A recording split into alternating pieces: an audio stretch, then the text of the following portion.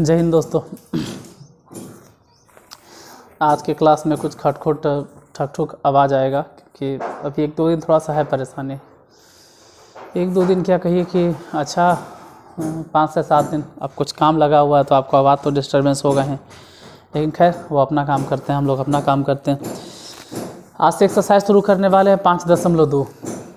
मतलब अब 5.2 में देखो, कुछ भी बताने से पहले थोड़ा थ्योरी बताना पड़ेगा, थोड़ा क्या अच्छा खासा थ्योरी बताना पड़ेगा। जैसे सबसे पहले तो हमको ये बताना पड़ेगा कि आखिर पीरियोडिक फंक्शन क्या है। पीरियोडिक फंक्शन ध्यान दीजिएगा। पीरियोडिक फंक्शन अगर हिंदी में बात करें तो आवर्ती फलन या आवर्त फलन, जो भी बोलिए आप इसको, ये आवर्ती फलन। ये क्या होता है आवर्ती फलन? आवर्ती फलन तो कोई भी वैसा फंक्शन जो कि एक निश्चित समय के बाद या एक निश्चित टाइम के बाद या एक निश्चित अंतराल के बाद, आप जो भी बोलना चाहो, एक निश्चित अंतराल के बाद अपने पैटर्न को फिर से रिपीट करता है। फिर से बोल देते, कोई भी वैसा फंक्शन जो एक निश्चित अंतराल के बाद अपने पैटर्न को रिपीट करता है, फिर से रिपीट करता है, उसे आवर्ती फलन कहते हैं। जो इंग्लिश मीडियम के विद्यार्थी है वो लिखेंगे the function after a fix interval, a function after a fixed interval it repeats its own pattern is known as periodic function। Definition तो बोल दी इंग्लिश में, हिंदी में एक बार चलो हिंदी में लिख भी देते हैं, क्योंकि अगर किसी को लिखने में परेशानी हो तो वैसा फंक्शन या वैसा फलन जो हिंदी में बोलते हैं, कोई वैसा फंक्शन f(x) जो एक निश्चित अंतराल के बाद, जो एक निश्चित अंतराल के बाद अपने पैटर्न को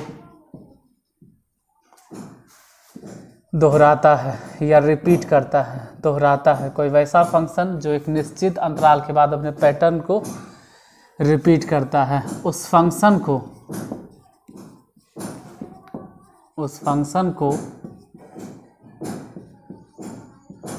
पीरियोडिक फंक्शन कहते हैं। उस फंक्शन को पीरियोडिक फंक्शन कहते हैं।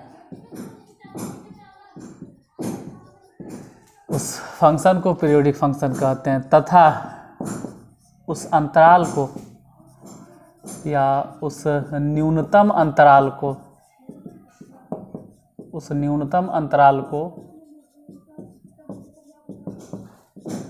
अपवर्तनांक कहते हैं। अपवर्तनांक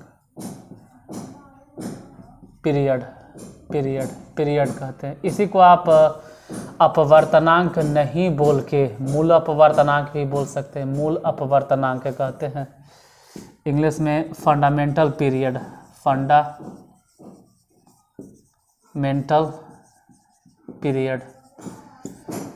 तो हम फिर से रिपीट कर देते हैं, आप सुनकर भी समझ सकते हैं कि कोई वैसा फंक्शन f(x) जो एक निश्चित समय के बाद अपने पैटर्न को रिपीट करता है, उसी फंक्शन को पीरियोडिक फंक्शन कहते हैं। और वह जो निश्चित अंतराल है, उस अंतराल को आवर्त कहते हैं। जैसे फॉर एग्जांपल कोई फंक्शन है f(x)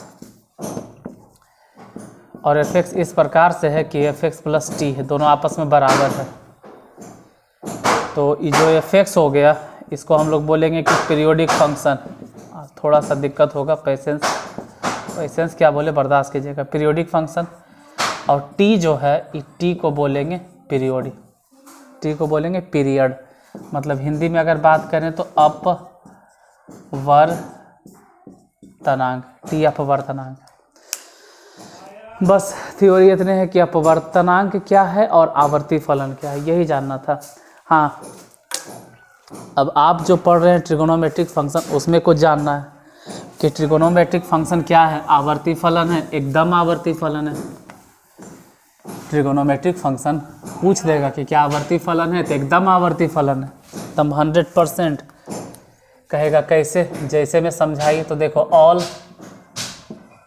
साइन tan cos, समझो 0 डिग्री π/2 ई पाई ई 3π/2 और ये वाला हो गया घुमा फिरा के 2π। कोई पूछ देगा कि क्या टी रेशियो आवर्ती फलन है, तो एकदम 100% टी रेशियो आवर्ती फलन है। टी रेशियो एकदम गारंटी है कि आवर्ती फलन है, बार बार बोल रहे हैं, त्रिकोणमितीय अनुपात आवर्ती फलन है। Sine x cos x tan x जितना बोल रहे हैं सब आवर्ती फलन है। अब जरा सोचो साइन एक्स का मान कॉस एक्स का मान, इन सब का मान इसमें तो प्लस होता है, लेकिन यहाँ आने पर इसमें साइन का मान चेंज हो जाता है, थोड़ा सा चेंज होता है। हो सकता है कि इसमें और इसमें सेम हो, इसमें भी प्लस इसमें भी प्लस, लेकिन यहाँ आते आते माइनस हो जाता है और फिर इसमें भी माइनस हो जाता है। लेकिन एक चक्कर लगाने के बाद फिर से जब यहाँ से स्टार्ट करते हैं तो फिर से वही मान रिपीट होने लगता है। यानी साइन का मान साइन एक्स का मान 2π के बाद फिर से वही आने लगता है। जैसे कॉस एक्स के भी वही बात है, ये तो खैर प्लस है, यहाँ कॉस एक्स का मान माइनस, यहाँ भी माइनस, फिर यहाँ प्लस, कॉस एक्स का मान यहाँ प्लस और फिर एजा प्लस। मतलब एक फिक्स पैटर्न को अगर कहें कि फॉलो करता है तो कॉस एक्स भी कहाँ से फॉलो करता है 2π से, और कॉस के साथ साथ सेक भी हो जाता है 2π, और साइन के साथ साथ कॉसेक भी हो गया 2π। तो साइन के साथ कॉसेक और कॉस के साथ सेक। जैसे समझो कि साइन का मान इसमें तो प्लस है, इसमें भी प्लस, यहाँ माइनस यहाँ माइनस, मतलब कौन सा रेडियन है 2π या π/2 या 5 या 3π/2, कौन से रेडियन है जहाँ पर साइन का मान रिपीट होने लगता है। उसके बाद थोड़ा दिमाग पे जोर डालिएगा, कहाँ से रिपीट होता है, अपने समझने की चीज़ है, कहाँ से रिपीट होता है। अगर नहीं समझ पा रहे हो तो कोई बात नहीं, एक्सरसाइज जो है इसी में हम समझाएंगे। हम इसी एक्सरसाइज में बताएंगे ग्राफ के मेथड से कि कब से कब इसका मान रिपीट होने लगता है। लेकिन फ़िलहाल अभी अगर समझ में आता है तो समझो, और नहीं आता है तो याद कर लो कुछ समय के लिए कि साइन एक्स और कॉस एक्स का मान बदल रहा है, प्लस इसमें ही प्लस, यहाँ माइनस यहाँ माइनस, लेकिन इसके बाद से फिर वही पैटर्न फॉलो होने लगता है। तुम कहोगे इसके बाद सर तो यहाँ से तो प्लस था और यहाँ से माइनस माइनस, तो इसके बाद रिपीट नहीं, यहाँ से रिपीट होता है। और साइन के साथ साथ कॉस भी, कॉस यहाँ प्लस है यहाँ माइनस है, तो हमको लगा अच्छा फिर हो सकता है वैसे प्लस माइनस एजा होने लगे ना, एजा फिर माइनस फिर प्लस है, तो कॉस तो समझ में नहीं आ रहा है कहाँ से रिपीट होता है। कॉस भी 2π से रिपीट हो रहा है, और कॉस के साथ साथ सेक और साइन के साथ साथ कॉसेक। लेकिन दो गो जो है ना, एगो tan x और एगो cot x, इसका मान यहीं से रिपीट होने लगता है पाई से। समझो पहले प्लस फिर माइनस, फिर यहाँ प्लस फिर माइनस, सही है, plus minus plus minus plus minus plus minus, सही रिपीट हो रहा है टाइम। साइन को समझो, पहले साइन को समझिए, साइन प्लस प्लस इत माइनस माइनस, हाँ फिर प्लस प्लस माइनस माइनस, मतलब ऐसा नहीं है यहाँ से रिपीट हुआ। कॉस के बारे में समझो, कॉस के लिए ब्लू थोड़ा पकड़ लेते हैं, ब्लू मार्कर, प्लस माइनस फिर माइनस फिर प्लस हो गया, तो रिपीट कहाँ से हो रहा है, यहाँ से, फिर वही पैटर्न।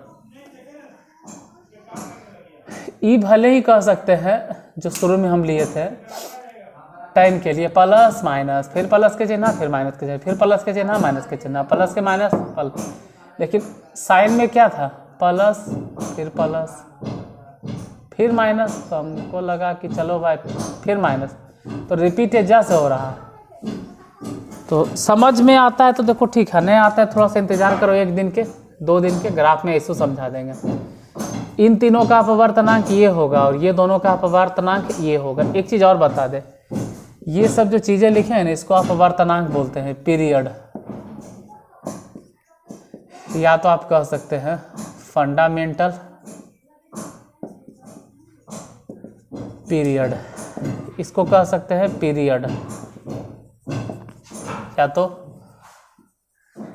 Fundamental period. जरा एक बार सुन के भी याद रहे, ठीक है, थोड़ा ध्यान से सुन लो, अगर आप नहीं भी देख रहे हो कम से कम सुन लोगे तो भी समझ में आ जाएगा, ये याद हो जाएगा। 6 गो टी रेशियो है जिसमें से 2 गो के छोड़ के किसको छोड़ना है, tan और cot को छोड़ देना है। tan और cot को छोड़ दीजिए, तो tan और cot के छोड़ के tan और cot छोड़ दें तो बाकी सभी टी रेशियो, साइन है, कॉस है, सेक है, कॉसेक है, चारों टी रेशियो का अपवर्तनांक 2 पाई होता है। 6 गो टी रेशियो है जिसमें tan और cot का अपवर्तनांक सिर्फ पाई है, बाकी सबका 2 पाई है, याद रखिएगा। और अगर मान लेते हैं कि कोई फंक्शन इस प्रकार से दिए हुए कि उसके वेरिएबल में कुछ गुना है, जैसे कोई फंक्शन है f और उसके वेरिएबल में a गुना है और अलग से b जोड़ ले हैं और पूरा फंक्शन है के आगे k गुना है, तो इसका अपवर्तनांक क्या लिखोगे? तो ऐसे सिचुएशन में ही ध्यान देना है कि अगर इसका अपवर्तनांक कुछ तो होगा, जो भी होगा, मान लेते हैं इसका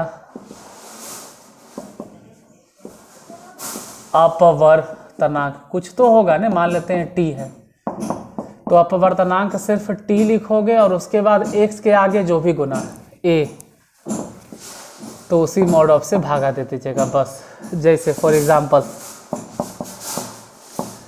साइन ax के अपवर्तनांक बताइए, तो ठीक है, अगर ax नहीं होता तो इसका अपवर्तनांक हम लोग जानते हैं 2 पाई, लेकिन यहाँ पे लिखेंगे मॉड ऑफ a, बस यही स्पेशल है,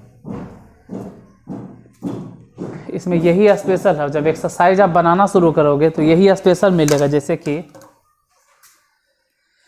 हम एक्सरसाइज स्टार्ट करते हैं, उसमें कुछ क्वेश्चन बताते हैं।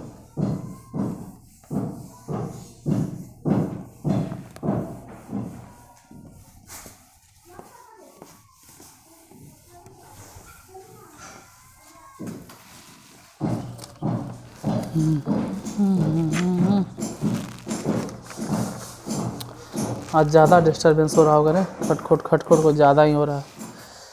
देखो एक्सरसाइज 5.2 क्वेश्चन नंबर पहले क्वेश्चन को अगर देखो तो उसमें कह रहा है cos 2x का अपवर्तनांक। हालांकि 4 गो ऑप्शन दे ले, लेकिन ऑप्शन हम काहे देखें, हम ऐसे ही बता देंगे। तो दूसरा नंबर cosec -3x का अपवर्तनांक। क्वेश्चन नंबर तीसरा, यदि tan ax का अपवर्तनांक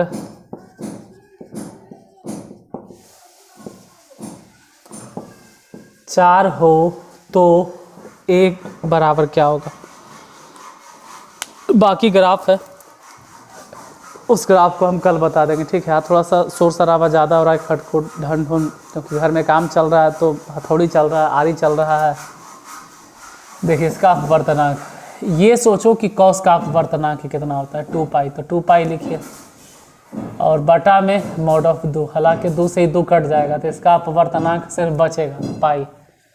ऑप्शन में देख लीजिएगा कौन है जो cosec -3x, तो cosec का अपवर्तनांक कितना होता है, 2 पाई, बटा में x के साथ जो भी गुना है उसी से भागा देना है, लेकिन मॉड ऑफ में। हाँ, तो जब मॉड ऑफ में दे ये रहा है तो 2 पाई या बटा में 3 डायरेक्ट लिख दो। देखो मॉड ऑफ है तो माइनस रहे चाहे प्लस रहे, हम तो प्लस से लिखेंगे। tan x का अपवर्तनांक 4 है, हालांकि अगर हम पूछे कि tan x का अपवर्तनांक कितना होगा तो पाई और बटा में मॉड ऑफ a होता है, बराबर यहाँ देले है कितना 4, तो पूछ रहा है a का मान बताओ, a का मान क्या होगा, तो a को उधर भेज दो, तो a बराबर हो गया पाई बटा में 4। मॉड ऑफ है तो खैर कोई बात नहीं, प्लस से होगा, यानी a का मान कितना आ गया, प्लस में नहीं आना चाहिए, तो ये प्लस में तो पाई/4। तो पहला, दूसरा, तीसरा क्वेश्चन बहुत इजी था। अब मेन है कि इसका ग्राफ बताइए। तो क्लास भले छोटा है, लेकिन हमको लगा चलो कुछ तो बता दें, नई से हाँ होना चाहिए। और आज यहीं तक काम चलाई, मिलते हैं फिर कल, तब तक के लिए धन्यवाद।